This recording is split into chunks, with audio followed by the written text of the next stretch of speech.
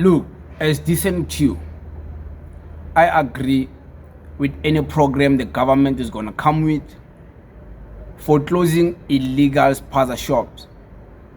And hear me, illegal SPAZA shops, whether from foreigners or from South Africans, as long as those SPAZA shops are not abiding by the law, they must be closed. These initiatives can't just be excluded only to foreigners, and then South Africans, they are free to do whatever they want, even when they're breaking the law, even though when their papers are not in order.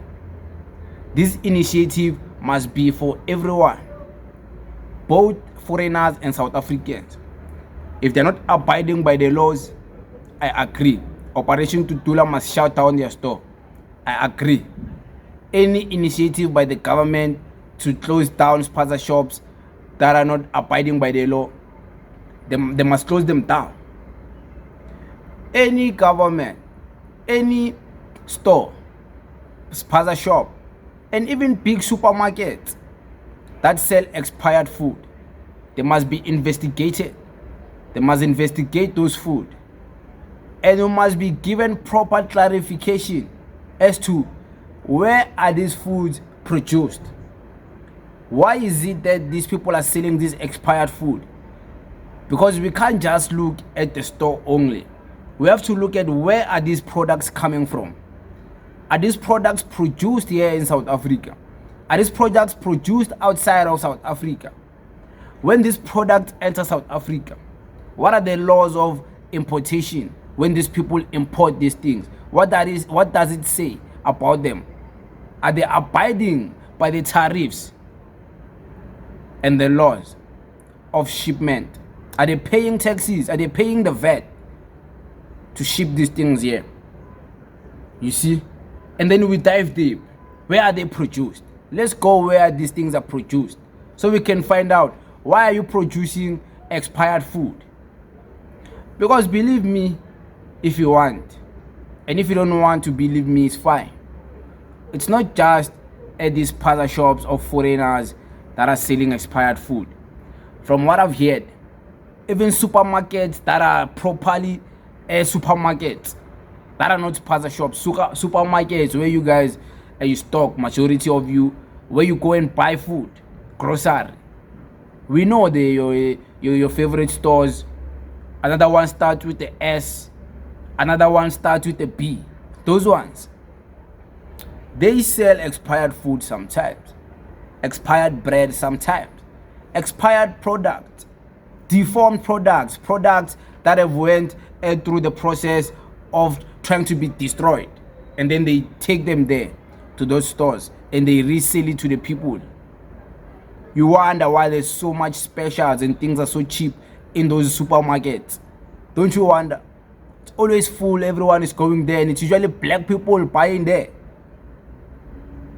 You must ask those questions, because it's gonna be a valuable questions for you to ask, since now these conversations are now popularized and they're in the mainstream. You'll also need to ask valid questions to your favorite superstores, your favorite supermarkets, because some of them do sell expired food. Trust me, they do. They do. So I agree. And the reason why I agree is because of the opportunity I see in this. What do I mean by that?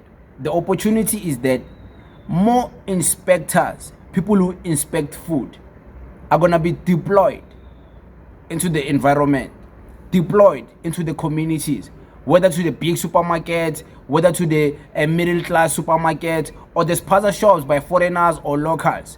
It's going to deploy a lot of people. And last time I checked, there was not enough people. So more jobs are going to be given to food inspectors. You see? So more jobs are going to be given to people. So I support this, because many people are going to get jobs.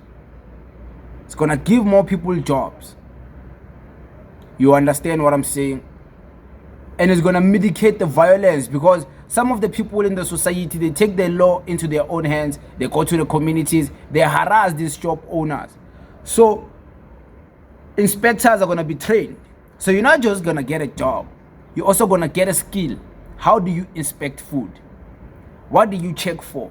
What machines are being used? You can also start your own freelancing inspecting company by the skills you're gonna get. So many people are gonna get a lot from this. So I like this initiative because it might create jobs. Only if the government is really serious, give people jobs, deploy people as food inspectors. And this is gonna go on forever because food is eaten every day and food needs to be inspected every day. So you see, many people are gonna benefit, and it's local people who are gonna benefit because it's us who are unemployed as the South Africans locals, and it's us who are complaining about these things day in, day out. So it's still us who are gonna benefit. So I support it because of that. I don't support the xenophobic part of this, whereby politicians and organizations use this to promote their propaganda and to promote their hatred of foreigners. Only focused on black foreigners just to push their narratives. I don't support this because of that. And I don't want this initiative to be about that. I want this to be about food security, food safety. Not for political scores. People want to shout, hi, foreigners, they're selling fake food. It can't be about that. It can't. Because if it becomes about that, then it's like, this is just all political. Why are they popularizing this? That means there's people who are going to benefit from this. The Home Affairs Minister is going to benefit from this, act like it's deporting people, for people to at least think like this GNU is working. This one, Mr. Gaten Mackenzie, is going to shout and type there on his Twitter account, hey, foreigners, knowing very well he won't do anything. But because people are going to be hyped, it's going to benefit a lot of attention yana there and there. And then people are going to think the GNU is working. Nah. It can't be about that. And I'm glad the EFF is stepping in. They're also joining. Because the EFF is a councillor in Gauteng, Mr. Mqini. I can't pronounce it properly. Something like that. They have someone. You know, he's an environmental and health safety type of guy. Deals with the police, the metro police, deals with the environment in Gauteng and the safety. You see, like protection, of course, even environmental food security is part of the environment. So he's a councillor, he's a MEC. Yeah, he's a MEC, so he deals with that and he's getting involved. They're checking the places, he's getting involved, they're inspecting the shops. And that's what it should be about. Inspecting the shops. It shouldn't be about political agendas. You see, it should be about the people of South Africa. It should be about the safety of the people, the safety of the children, the safety of the food. And then, if you really want to do the safety of the food project properly, you'll have to dive deep into the rabbit hole and go where they inject these foods. Go to their farms. Because it's not just these food that are already packaged that are causing diseases. Many diseases comes from the food, the meat. This meat, they inject this meat, you see, with preservatives. But in preservatives, you need to layer preservation. Yeah, they inject it with preservatives. They inject this food.